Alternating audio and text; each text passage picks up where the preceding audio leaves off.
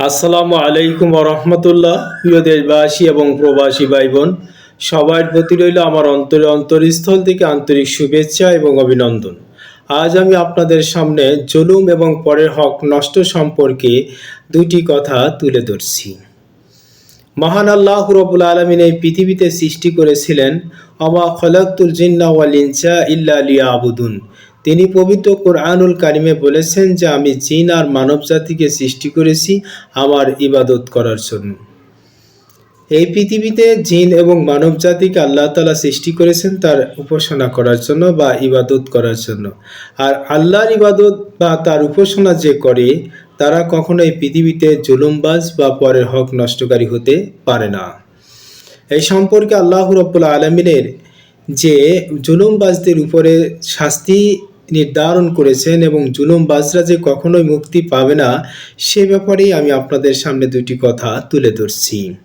জুলুম এবং পরের হক বা অধিকার নষ্ট করা অত্যন্ত স্পর্শকাতর ও গুরুতর একটি বিষয়। যেমন আমি কিছু বাণী আপনাদের সামনে তুলে ধরছি।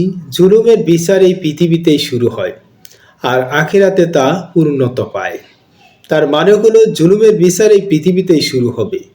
আপনি যত বড়ই জুলুমবাজ হন না কেন, মনে করবেন যে আপনার বিচার এই পৃথিবীর মানুষই দেখে দিবে এবং এই পৃথিবীর মানুষ দেখবে। আবার শুধু পৃথিবীতেই যে আপনার শাস্তি হলো তা নয়, পরজগতেও আপনার ভয়ঙ্কর শাস্তির ব্যবস্থা আল্লাহ করে রেখে দিয়েছে।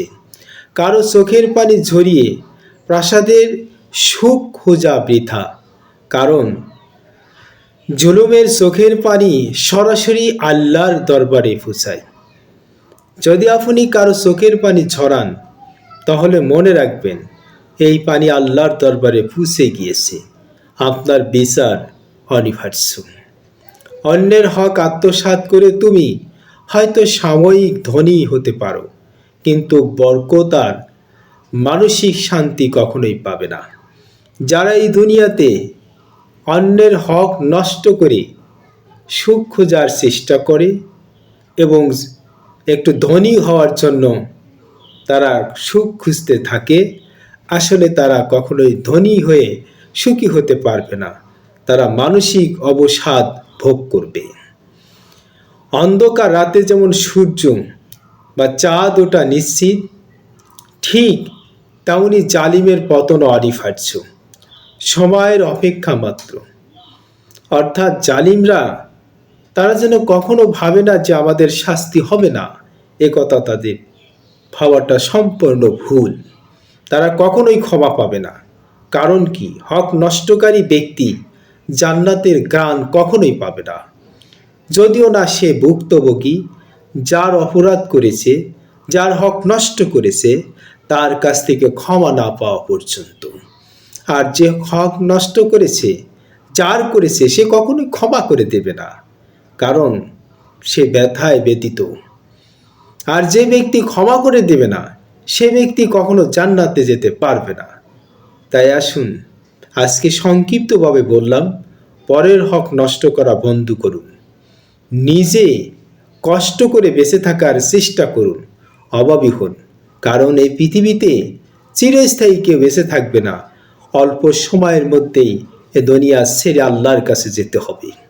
তখন আল্লাহ প্রতিটা হিসাব কড়ায় গণ্ডায় আদায় করে নেবে। সেদিন তোমার পাশে কোনো নেতা নেত্রী, কোনো প্রশাসন এবং প্রশাসক থাকবে না। সবাই যার যার চিন্তায় ব্যস্ত থাকবে। সেই দিন আসার আগেই সতর্ক হই, আল্লাহর পথে চলি, ন্যায়ের কথা বলি, মানুষদেরকে সৎভাবে আহ্বান করি।